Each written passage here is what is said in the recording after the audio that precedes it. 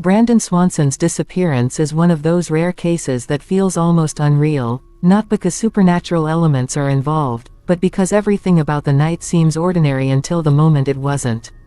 Tonight, we explore the final known movements of a 19-year-old college student whose life seemed completely normal, until a 47-second phone call turned into one of the most chilling missing person mysteries in modern American history.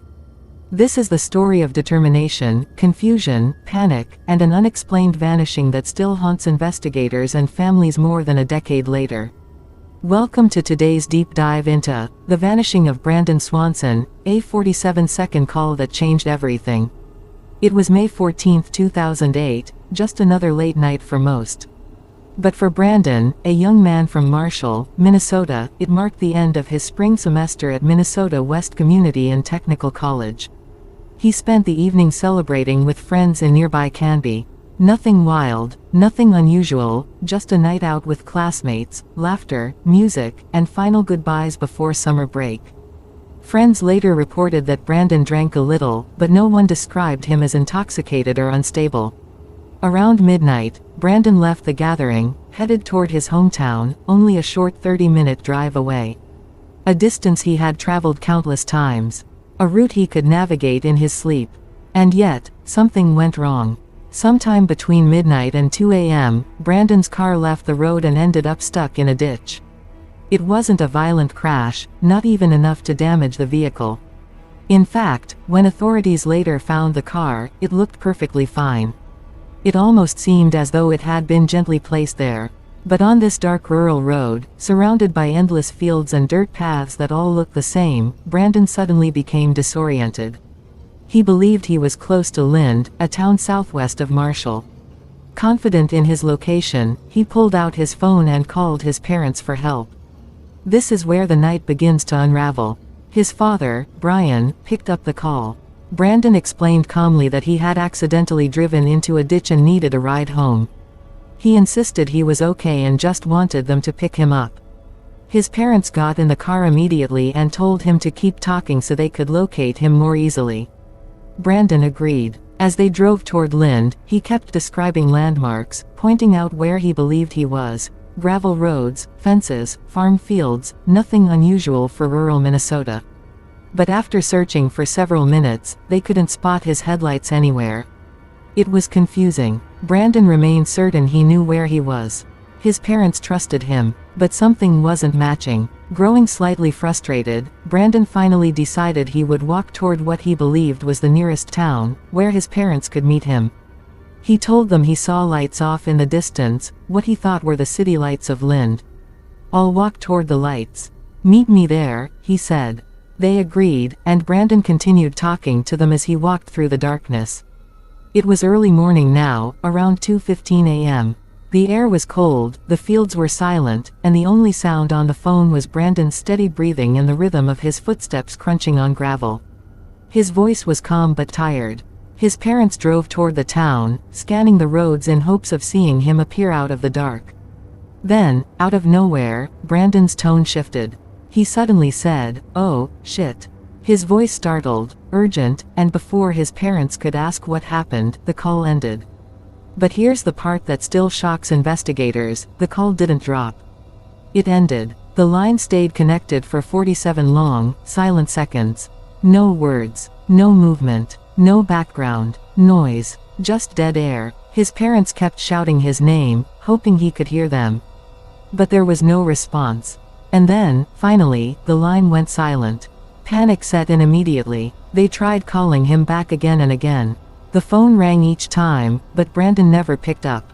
The last known moment of his life had been captured through that tiny, chilling phrase, "Oh, shit."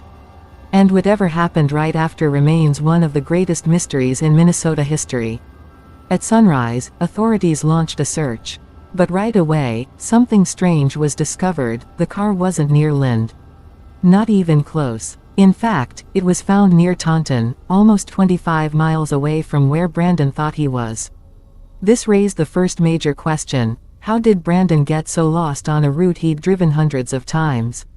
Was it the darkness, fatigue, alcohol, or something else? Investigators believed Brandon walked through muddy fields, climbed over fences, and crossed difficult terrain. His footprints were traced by dogs for almost 2 miles before they abruptly ended near a riverbank along the Yellow Medicine River. This river became the central focus of the search. Authorities feared the worst, that Brandon may have fallen into the water. But every dive team came up empty. The river wasn't deep enough to hide a body for long, and flooding would have carried remains downstream. Yet nothing was ever found. No clothes, no shoes, no phone, no keys, no physical trace. Dogs later tracked his scent across the river to the opposite side, meaning he likely made it across alive. This detail opened an entirely new theory. If he survived the river crossing, then what happened to him next? Some believe Brandon succumbed to hypothermia. Others suggest he may have fallen into an unseen crevice or old well. Rural Minnesota has thousands of hidden hazards, abandoned pits, farm machinery sites, steep drop-offs. Another theory speculates foul play, that someone encountered him after the river crossing. But there is no evidence supporting this. The simplest explanation remains the most accepted. Brandon became lost, exhausted, and disoriented in the cold night, eventually collapsing somewhere far beyond the initial search radius. Over the years, thousands of volunteers, professional trackers, and specialized cadaver dogs have joined the search. Yet, after more than a decade, not a single confirmed piece of evidence has surfaced. It's as if Brandon simply walked off the map. His parents never stopped pushing for answers.